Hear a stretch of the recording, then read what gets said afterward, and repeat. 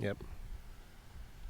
What is it like to come into a high leverage situation in a baseball game? It's heart pounding. It's kind of crazy, but at the same time, if you can just slow the game down, you just realize that it is a game, and it's not the most serious thing in the world. So that's kind of how I like to look at it, as I'm playing a game. But at the same time, it's one of the most exhilarating, experiences that I've ever experienced. How do you slow the game down when your heart's thumping like that? Right. It's just breathing, really. Like, if you can just slow down, take a couple deep breaths, you'd be surprised how, calm you can get even in situations like that. How long did it take you just kind of to develop that?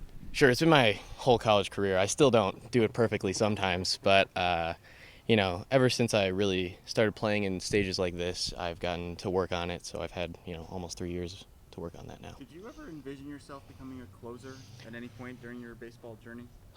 I mean, once I was in the Northwoods, yes, because that's kind of the role I played out there. I would just, I was throwing hard, and they just put me in the ninth inning, and I was like, okay, I guess this is my role now. And it's kind of developed that way here as well.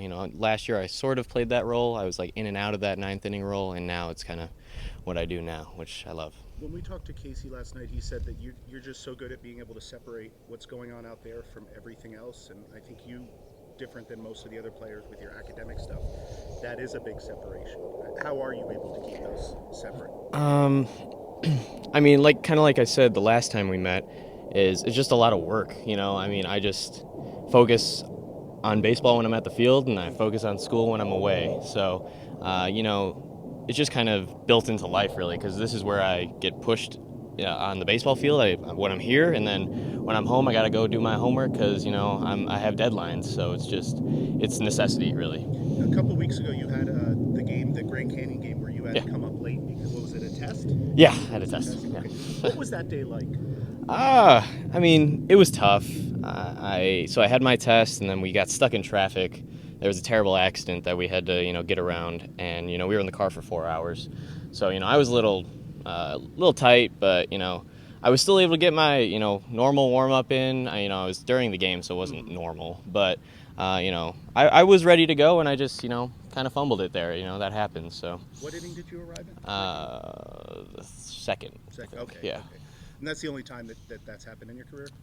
I've done that in the past, Okay. so it's always with GCU. So You don't have a test next Tuesday? no, I don't. I'm good. I'll be ready to go for. Did you on the test? I did okay. I can't exactly remember what I got, but it was fine. I know that it was fine. You don't exactly have the stature of a closer. I mean, if you had to fight that element of it throughout your career? Of course, my whole career, everybody's been, has doubted me to some extent, but I've been able to prove myself, and this coaching staff has shown a lot of trust in me, even with my size. So I couldn't be more grateful for this staff and my opportunities. Are there guys, whether it's in pro ball, big leagues, that you follow that kind of fit your mold and that have high leverage late like that?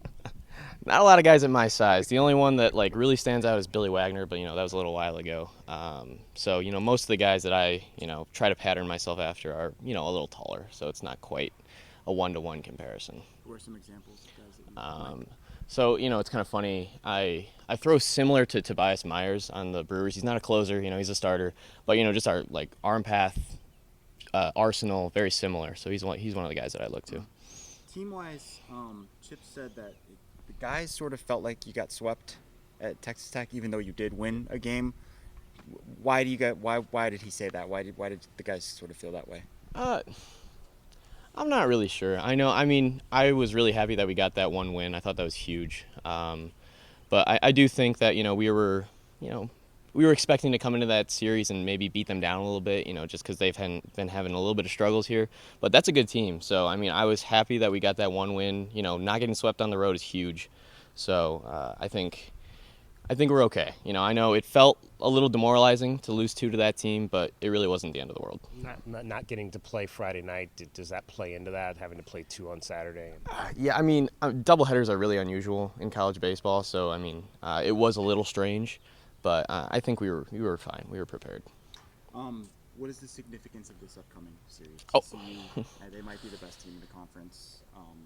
What are you looking forward to this weekend? You're right. It is a huge series. They are a great team. I think we're better. I think we're better than everyone in this conference. And I mean, this is really gonna, if we can take this series right here, it's gonna put us in a really good spot for the tournament.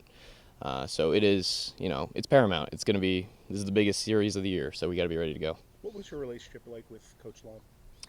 It was great. I mean, he was a fantastic coach.